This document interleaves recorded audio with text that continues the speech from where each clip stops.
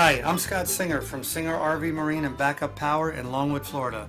I have about 30 years experience working on RVs, generators, power inverters, solar equipment, and do a lot of other things as well. Today we're here to discuss a little bit about a power inverter and how it works for you in your RV. We're here with the power inverter. What a power inverter can do for you on your RV is a power inverter takes DC power, which is your batteries, and usually it'll be your house batteries. RVs have two sets of batteries. One is the engine starting battery, the other is your house battery, which runs all your accessories: lighting, general lighting, water pump, furnace, water heater, all these things, refrigerator, they need to have a house battery. The inverter is designed to take power from the house battery bank, and what it does is it takes DC power and creates electrical current. So if you want to turn on a television that is a television you maybe took from your home, you can do that with a power inverter. A power inverter is that equipment that allows you to run a microwave. It allows you to run a hairdryer. So this is kind of a important piece of equipment for a motorhome or a camper, but is not a necessity. It's just a elective piece that people might add. Power inverters are another source of a way to charge your battery on an RV, and of course it gives you electrical current from your batteries. Not all RVs have, or travel trailers have, a power inverter. A power inverter is an elective item that people can add, but there are manufacturers with smaller RVs and travel trailers that do install a smaller version of a power inverter. That might be considered a 400-watt inverter, just enough to run a bedroom TV and a living room TV, and sometimes an outlet in a bathroom. Now, this inverter that we're showing here is a 2,000-watt Magnum Energy inverter. This inverter is the bad boy of the inverters. There are bigger inverters that they produce, but for argument's sake, most recreational vehicles are going to run with about a 2,000-watt inverter. The only reason you would need a 3,000 watt is if you were going to run an air conditioning, which is not usually recommended as it draws down your DC batteries tremendously. So you wouldn't be able to run it for a very long time. Therefore, the manufacturers mostly will put a 2,000 watt inverter in your RV. So this is going to be the most common one you might have. This guy here can pretty much do everything you want to do in a remote situation. If you're out camping, what's called dry camping, that is when you're out in the woods, you have no generator running, no electrical source, and you decide, I want to watch a movie, I want to have some fun, I want to make some popcorn. You turn this guy on and you get it all. It'll pretty much give you what you want to have. At the same time, you're like being in your living room and enjoying yourself, but you're out in nature. You're not creating any noise, any pollution, so you are really enjoying nature at its best. That's what people seem to want. Okay, how a power inverter works. Basically, you have a big cable going to your battery, which you'll find. That big cable is coming from your house battery bank, which usually consists of 2, maybe 4 batteries. Some cases, as my case, I have 8 batteries which run my power inverter. The power inverter takes this DC power into the unit. It converts it into AC power. That AC power, it then gets, it runs into your RV through an electric panel, just like your home panel. There's usually a circuit panel just for the inverter. If there's not, a lot of these companies will actually split the circuit panel, and half of the panel will be for shore power, half the panel will be for the inverter. Because as I said earlier, what happens is when you run power from the inverter and plug in a generator, that power transits through the inverter and goes to your electric panel as if you were running the same current from a house panel in the first place. So this is how you get the power, and it comes again from your house batteries, which are the batteries that run your RV.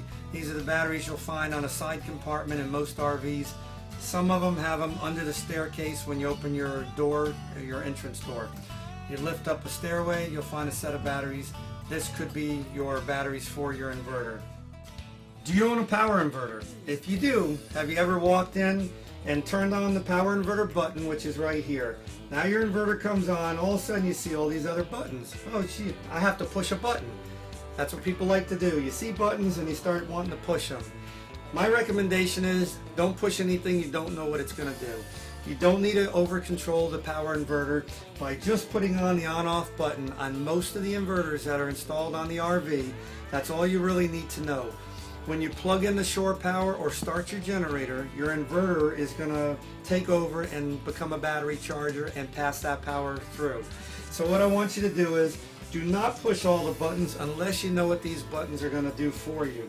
There's a button here that says shore power. What that button is if you go over to your friend's house and say, hey, I want to stay the night. That's no problem, but you need power. They don't have power for RV. So you go to a standard outlet on the outside of their house and you plug in your extension cord, and all of a sudden what happens? Bam! Everything's gone. You have no power. They're complaining the power's out somewhere in their house. Most likely you blew the circuit breaker.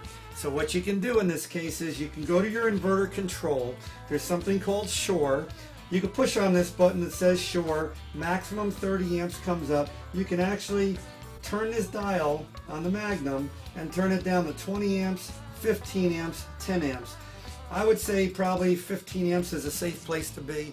Most outlets on the outside of a house are going to be 20 amps. That's like the standard that everybody does for an outside of a home. If you go with the 15 amp setting, you're not going to blow the breaker. Maybe the owner's out, maybe they took a vacation, let you plug in. If you blow the breaker and you can't get in to turn it back on, you're kind of screwed. So the thing to do is set it to 15. You're going to charge your batteries at a slower rate than you normally would. You maybe won't be able to run everything you want to run at the same time, but you can milk it through and have a good time and enjoy your stay at your buddy's house. If you blow his power, he probably won't invite you back. So I suggest not doing that. Now enough about the inverters on the bench. I'm going to take you out and show you an inverter in a truck that I built for myself. This is just an off-road four-wheel drive street truck, and we'll see how it goes. Follow me. Now we're here in the shop where I'm going to show you the truck that I built. This is a four-wheel drive monster Peterbilt. It's got two power inverter systems and a generator. This is my power center that runs the vehicle. Just turn on the lights. I have a power inverter here that I can turn on, and that'll run some lighting that I have around the truck. That's just a quick way to show you how this inverter can work in a practical method. If we look up, I have some lighting around the truck. I'll turn on a switch, and that's going to actually turn on two 500 watt halogens on the back of the truck, which is not seen from this angle. I'll hit another switch, which turns on some halogens on the side of the truck that we could actually see. Right now I'm running 3,000 watts of lighting. There are 6 halogen lights running at 500 watts each. That is running on the inverter. I don't know if we could see it, but there's a DC amp meter right here. It's showing that we're pulling 300 amps DC, which is a tremendous amount of power.